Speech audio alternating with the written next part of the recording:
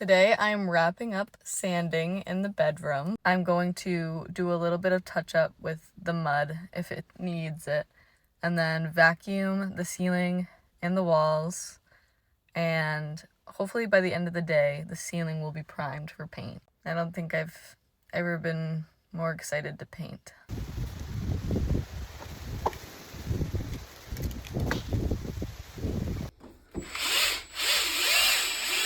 I will say, even though this process is tedious and not my favorite, it's way better than insulating and drywalling.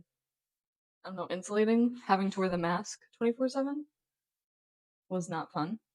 And like getting itchy. I mean, I don't think I got that itchy, to be honest. This wall is pretty good.